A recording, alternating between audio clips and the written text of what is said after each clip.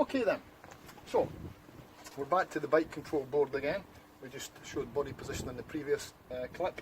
We're now going to be looking now at steering, counter steer, lean angle, speed, radius, tyre grip trade-off. And I've got a couple of diagrams here as well, and I'm actually going to get on the motorcycle to demonstrate some of this as well here.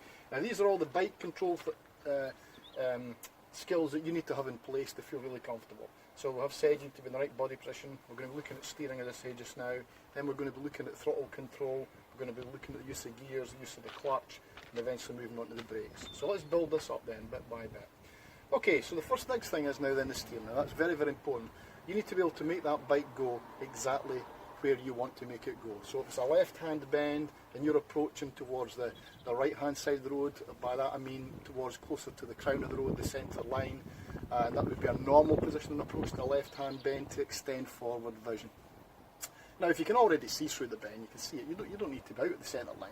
But the centre line tends to open up your vision through a corner where you've not got good vision. The same as if it's a right-hand bend, you would tend to bend more towards the near side, providing it's safe to do so, to extend your vision through that right-hand bend. But again, if you could see through the bend and see all the way to the exit and see the surface is fine, you don't need to be there. You can nip right across as long as you're not putting yourself in any danger.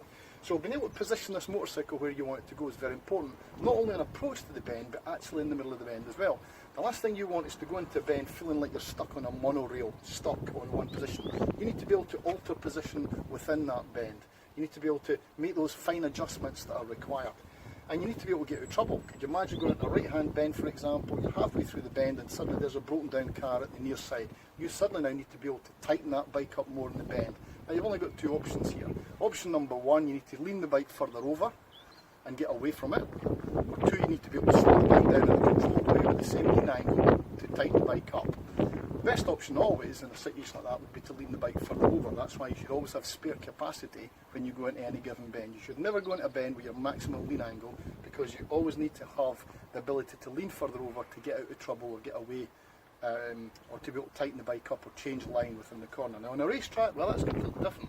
You could be at your max lean angle because you've got marshals there with green flags letting you know the surface is good, there's no hazards around. Get your bike cranked right over as far as you can get in, as fast as you can go. You can't ride with those sort of limitations. You can't ride at the limit like that on the road, because you've left yourself no get out of jail card. There is nothing left. If you did need to tighten the bike up more in the corner, you've got nothing, nowhere you can go. Alright, so the steering is absolutely crucial to making that bike go where you want it to go and be able to change within the corner. It's also important that when I come off a right-hand bend, the next bend might be a left, so I might then want to pull out the right-hand bend. I might be, for example, on the near side, the left-hand side on the right-hand bend, but as I come out of that bend and seeing the next bend as a left bend, I now want to be over to the right-hand side now. So again, I've got to be able to change my position and steering, and I need to be able to do that fairly quickly, and I'm going to show you some videos on how we can do that. So being able to steer and make that bike go where you want it to go is absolutely crucial. Okay, so we're going to talk about counter steer now then. When you're riding a motorcycle at slow speed in the yard, for example, when we're doing our yard work, speed's typically at sort of walking pace, jogging pace, you basically turn the bars in the direction you want to go. So you're turning left, doing a figure eight for example, you're steering left, steering right to go right. However, as speeds increase, that changes. Now typically above 20 mph is where you really start to notice counter steer starting to come in, and it's really not until you get the speeds of like 40 and 50 you can really begin to feel it, and the faster you go the more you feel it. And there's a good reason for this. As a motorcycle, without trying to get too technical here, as a motorcycle increases in speed, it increases in stability. The gyroscopic effect of your front wheel and your rear wheel tries to keep the bike stable and upright. So you might have seen riders crash off motorcycles and the motorcycle keeps going without them. At slow speed the bike would just wobble, like a coin rolling along the table would wobble and just fall over. But as the motorcycle gets faster, it becomes stable and it wants to remain in the plane that it's in. And you've actually got to be able to put in a force in order to make that bike change direction. It's a bit like a gyroscope. If you've ever had a kid's spinning top and you've picked it up and then you've tried to move it, it feels like it fights against you. And that's exactly what happens with a motorcycle. If you went up to the motorcycle up the corner and you actually tried to steer to the right to go to the right, the bike will actually go to the left. And I see a lot of riders twisting their body fighting against the motorcycle because they're trying to steer it round the corner as opposed to counter steering it round the corner. Now there's exercises that I do, and I'm going to show you some of them that we do to prove this to people and get them comfortable with counter steer. But suffice to say, the basics are this, that if you want to go around a right hand bend, you're effectively pushing away with the right hand and pulling back with the left. Now I like to explain this like a bar, a metal bar, through a rubber block. And when you're at low speeds, it's like the rubber block's quite small in the middle of the table and you've got these bars. And at low speeds, you can move the bars quite easy. It's easy to move the bars. As the bike begins to increase in speed though, remember what I said, the gyroscopic effect begins to increase, the bike becomes more and more stable, it gets harder and harder, and that block of rubber that's fixed to the surface begins to extend along the bars. Now eventually it gets quite hard to twist the rubber block, till eventually the rubber block feels like it's got right to the end of your bars and it feels like you can hardly move the bars. Now that's what happens the faster and faster you go. That's why your old school motorcycles used to have big white bars on them. The days back in the some people remember in the Freddie Spencer and Eddie Lawson, all these kind of guys that raced these retro style motorcycles with the big white bars.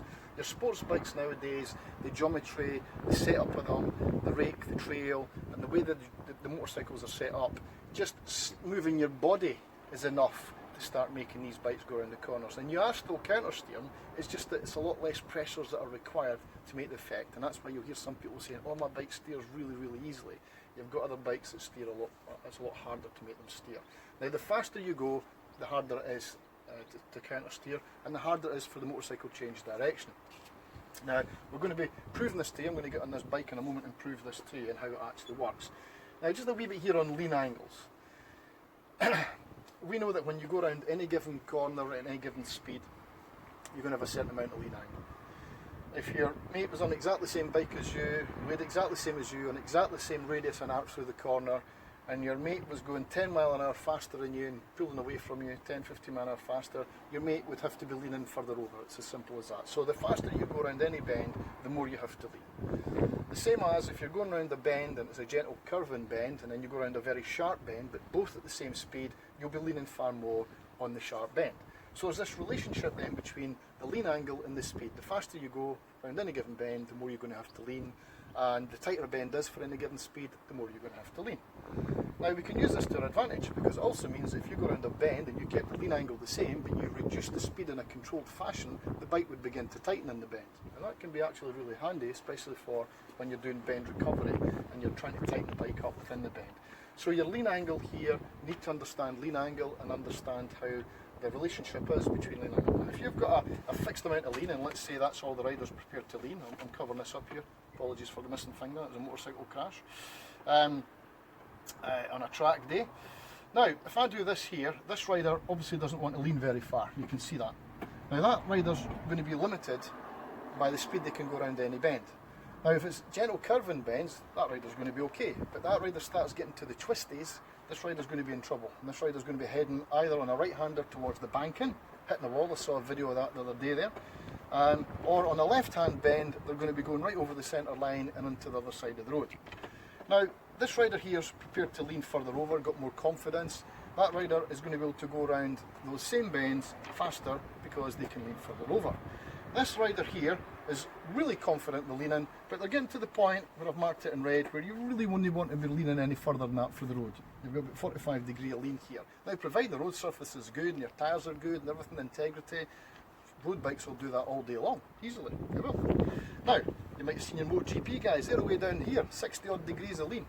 It's phenomenal to even think they can do that, but remember they've got special prototype bikes, special suspension systems and tyres, and riders that are exceptionally skilled, and they're so far over, literally their shoulder is on the ground. Now, that's just not possible on the roads. So, this is the relationship then, we need to understand the relationship between it, lean angle and speed, and get comfortable. If you're not comfortable leaning, that's always going to be your limiting factor. If you're only prepared to lean that far, and at that point there, you begin to freeze up and panic. And by the way, it's not the bike's underneath doing this. It's bored. It wants to lean further over than that. It's the rider. Now, it's an interesting fact here that round about 20 degrees, if a rider's going to get nervous at all, it's about 20 degrees. A lot of people do this. Oh my God, I'm leaning miles. Put your head up, you'll find you're not. Alright? Don't lean your head when you lean the bike. Do this. If I'm leaning, watch what I'm doing with my head just now. If you do this, it feels like you're leaning for fun, but you're not. Straighten your head up. So a lot of people lean their head too much, they get to about 20 degrees of lean, they think it's too much, they start panicking, think the tyres are not going to grip. I'm going to show you in a moment just what bikes can do. So we need to get comfortable with lean angle, and I've explained the relationship between the speed and the radius. The tighter the bend, the more you have to lean. I always say to people, what's the fastest you can go around any bend? People think that's a daft question. It's not. The fastest you go around any bend is a speed that would require no more than the maximum angle you're prepared to lean to. Now, if you're not prepared to lean far, that's your limiting factor. Sooner or later you're going to go into a tight bend too fast and you're going to get it wrong. Now the tyre grip trade-off, let's explain that one to you very quickly. This is the amount of grip that's available from here to here, and you'll see there's lots of grip available, providing the rider is not braking in the corner or accelerating in the corner. If you're braking, you're using up grip on the front tyre. If you're accelerating, you're using up grip on the rear tyre. So if you're going through a corner leaning, and you've got the bike balanced, under load, under drive, not under acceleration, and balanced through the corner, you're going to have maximum weight on the front and the rear, bike balance through, maximum grip on both tyres. If you start grabbing brake on the front tyre, that's using up grip for the brake, which means that it's now taking grip away from the tyre for leaning. Same as if you're accelerating out the corner too early. You might have seen riders accelerating out the corner too early in the racing, and the bike steps out the back and they go over the high side. You see riders doing it going into corners, braking too much as they go into a corner, leaning and braking too much, and they lose the front end. So if you're accelerating in a corner, middle of a corner, or you're braking, you're using up grip, and this is this red area now beginning to increase till eventually you use up all the grip for accelerating and braking and none left over for cornering. So we're trying to keep maximum grip, and that doesn't matter if it's wet or if it's dry. You're always trying to maintain the maximum grip through the bend, not braking through the bend and not accelerating through the bend. Now that video uploaded the other day there, the chap was going through the bend and he was actually braking as he was going through the bends as well. Okay, so there's that. What I'm going to show you now very quickly, what we're at time-wise, Lewis?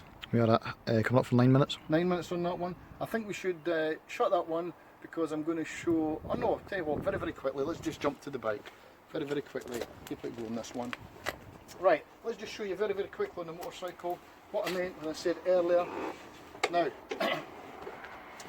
when a motorcyclist leans like that, you might notice here that what I'm doing is I'm actually pushing that bar away from me, and I'm actually pulling this bar towards me. Notice that? So I'm actually, by leaning this way, I'm actually pulling on that bar and I'm actually pushing that bar away. So we don't realise we're actually counter-steering naturally when we lean our body. Again, you notice when I lean this way, I'm pulling on that left bar and I'm pushing this one away. So by moving our bodies, we don't realise it, we're actually counter-steering naturally. Now, just before we shut off here, I noticed when I got this bike elevated, I've got the front wheel in the air. There's a little notch there right in the middle. The head bearings are needing done on this one. See that wee notch there? It's just catching. And if I let that go, it drops to the right.